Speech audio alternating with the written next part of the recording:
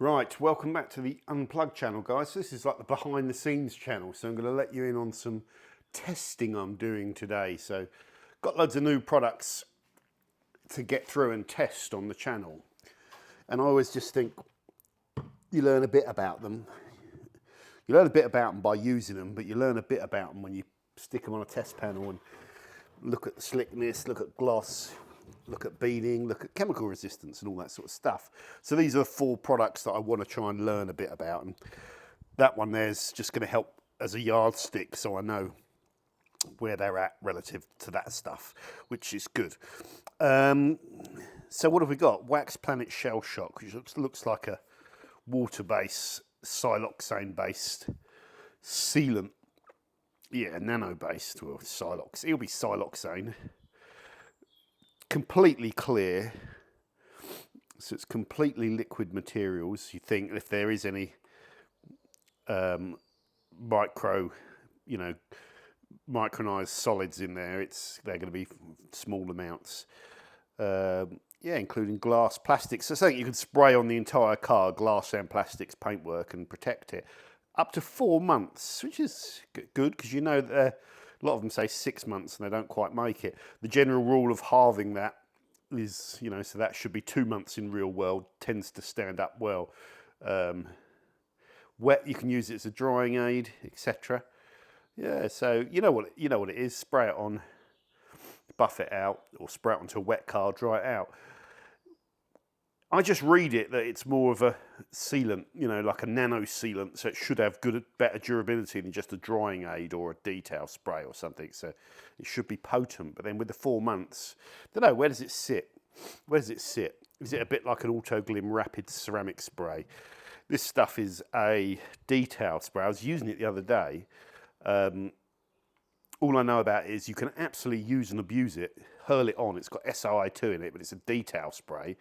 So it shouldn't last as long as any of these other products. American brand, I think it costs about 15 quid. I'll do a proper review on it. Get all my shit together with it and get all my information together. I just want to talk about the old subject again of spray triggers. So this is the spray trigger that comes with it. A good Vela trigger. They're nice. They're really pretty good quality and good misting and good adjustability, good reliability, good feel in the hand. Not a lot of throughput, but that's fine. But look at this. Oh, Jesus Christ. Have I? No. The bottle's really solid if you drop it, by the way. So, let's get this lid off. So it comes with this lid on it, and then the Vela trigger. So it's got a filter on it, which is a nice touch. Yeah, it has. That can sometimes cause you problems, but it stops chunks going up into it, doesn't it?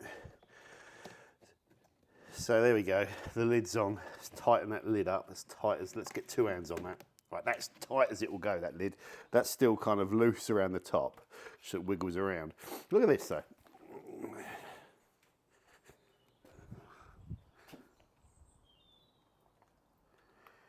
Yeah.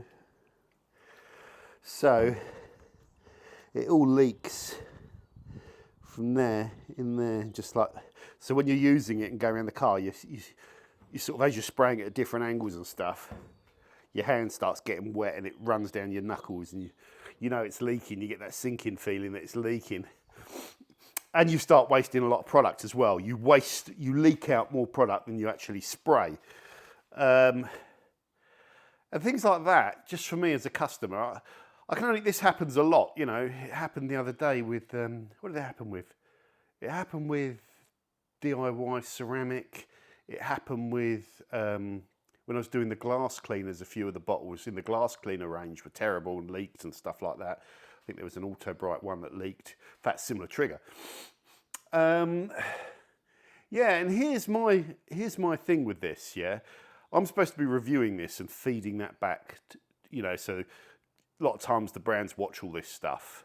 And you say anything negative, they don't particularly like it. But here's the thing, I've said this about triggers in the past. I remember the one there was a poor trigger on a P&S bottle, a P and S, not a you know what. And I got a reply on Instagram from Jeff in an hour just saying, yeah, I've noticed that trigger's rubbish, or words to that effect. We will no longer be using that trigger in the UK. They'll now be using this trigger, you know, and they just fix it within an hour. And like, that's just the only attitude that you can have to it. Because if you do sell your products like that and they leak all the product out and all that, I can guarantee people are going to be less likely to go back and buy more, especially if you're using the same thing on all your bottles. So this has got like that longer neck on it on the Vela trigger to mate up with this bottle, but there's something wrong with it, and I don't want to even investigate it or get involved. I've seen it before. Yeah, from my point of view as the user, I'm losing half my product on my hands and knuckles, and the brands should spot that, shouldn't they? Should spot that. It's the first thing I noticed. So there's my thoughts on that. But let me know your thoughts on that. I just find that really irritating. Terrible, in fact. But you have to be diplomatic, and I am. You know, I am diplomatic, but this is behind the scenes. You're getting my honest thing. And I've seen it so many times. And I don't want it to ever become my problem, because I don't care if you fix it or not, or whose fault it is. It's your problem as a brand. If you don't get it sorted, it's you who suffers, not me. It's the brand. So if you want the right attitude is what Jeff from Prestige has got. It's just like, right, yeah, you're right, fix it. Okay, so there's a little morning rant on spray triggers. Unforgivable to get that wrong, in my opinion. Right, we've got to prep this panel back because we've got remnants of the sealants, what have we got on there? Oh, come on, John, what's going on with your brain? W6, Rupes Advanced, and Ultralock. So we'll take this off. My standard method of taking this off is to use H8 on a blue Rupes pads with a 2-set pass. That should remove any non-ceramic product. And it'll also give me a coarse baseline finish that's good. It's a better level to measure these products at, in my experience of doing this, you know. If you get it too shiny and finish that panel out, one, it takes ages to get there, but two, you can't tell the difference between the products. I hate these polish bowls, come on. Get in there, all right, that's good. It's nice and dry, so we'll just get a good amount of polish on there. And you can just watch me, and I'll put this down here, do a nice slow 2-pass set of this test panel while I'm chatting to you. Now, let's just make sure that that's up a bit more. Yeah, that should be good.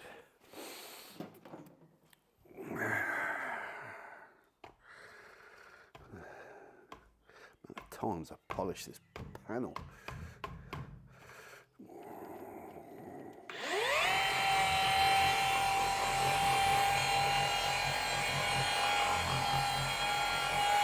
Okay, there we go. Good amount. We're up to speed 4.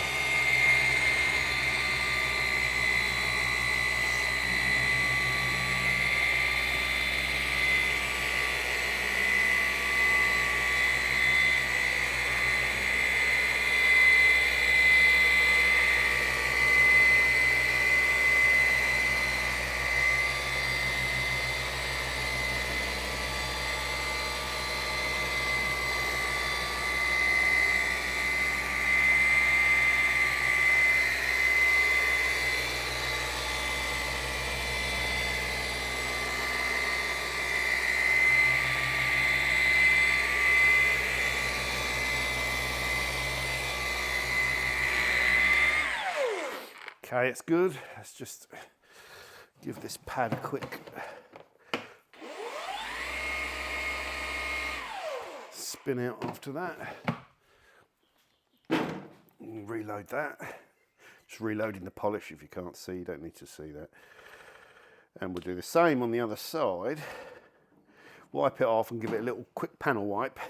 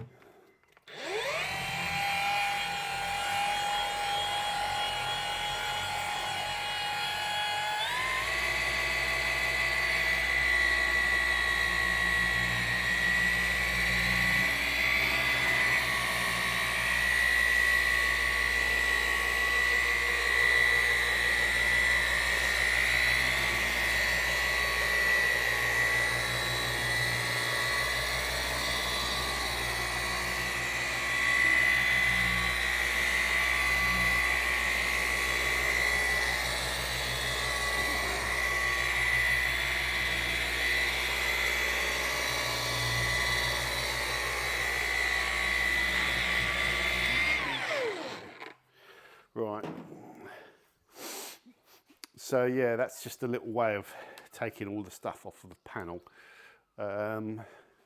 We'll use these to apply those liquid products. We'll soak out those things and just film them over, and then, you know, leave them as per instructions and buff whenever it says. Then leave them overnight tonight, so we won't be doing anything on them today.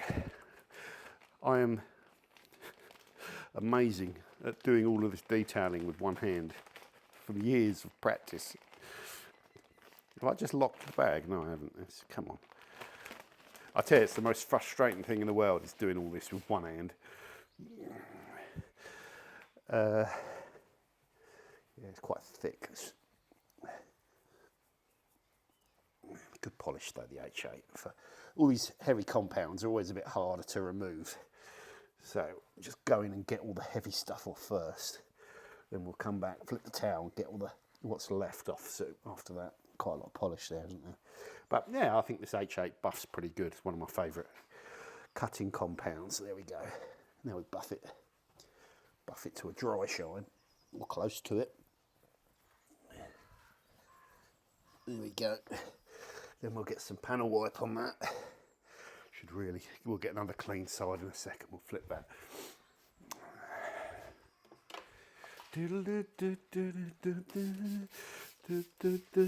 This is just going to thin any of the polishing oils. But John, you're going to swell the panel with your IPA. Nope. I must hold the world record for the amount of IPA put onto test panels. It doesn't swell it if you're sensible. Right, so that's just breaking down that polishing oil. And that really now that's how I kind of prep my panels. And that's not a good finish on there, by the way. So if we forgive all the sniffing, my hay fever, I've got a hay fever thing that I take. It does help actually. Where's my torch? Oh, it's over there. Swine. Yeah, we haven't delivered a good finish. I've decided, yeah, I'm done with that. I don't want to keep that. Good shine on it, but that buff is too problematic for me. Don't get me wrong, my car looks amazing, and it will, in real life, it will do a good job, and my car will be shiny for months, and I can maintain it with the SW30, and all is well. You know, it's a fit for purpose product, but I'm looking for the best, you know. And like some of you said, it's still got a bit of a sticky buff. That's the showstopper, and I'd want that durability to be better as well. So yeah, decent. Glad I re-explored it. The Glatt I like, but you know, there's a lot of these on the market. I've done my review on that. It is a good quality product, no doubt about that. Idiot proof, can be cheap, you know, but there's a lot of them on the market. And I think going forward, I would be using a concentrate like Protector Wax from Kokomi, or Touch On, or Polar Seal, all these high concentrates where you can mix out a litre of this for pennies rather than £14, which is what that costs. So that, I've been consistent with that. Looking forward to trying this from CarPro. We're going to be doing something on glass polishing, and this stuff, I've nearly used all that. You have to be very careful with that stuff. It is rocket fuel. It's properly strong, very strong. You've got to be really careful with it. In fact, you know, like I said, I don't use it because it's probably too caustic, but a very good trade tool. So yeah, you can see we've got a pretty poor finish. There's a bit of residue there. Just need to buff that. That's a tape line, is it? What's that? What am I seeing there? That's just needs a bit more buffing, I think. Let's just get a bit more. There we go. Yeah, it's better. So you can see, yeah, terrible finish on the paintwork, which is what we want. Because it gives us a better way of, as I've talked about many times, of measuring performance difference than if it's all, this is perfected, then you can't see the difference between the products. So yeah, that's something I've learned the hard way over the years of doing this, you know. And most of the stuff I've learned, which I think is cool, it's been learnt through just ploughing in. Just plough in and do it. Talk about it, just plough in and get stuck in and test this. Oh. Hello? Hello? Hello? Yeah, I'm just going to pause the camera there. I think I might have lost audio.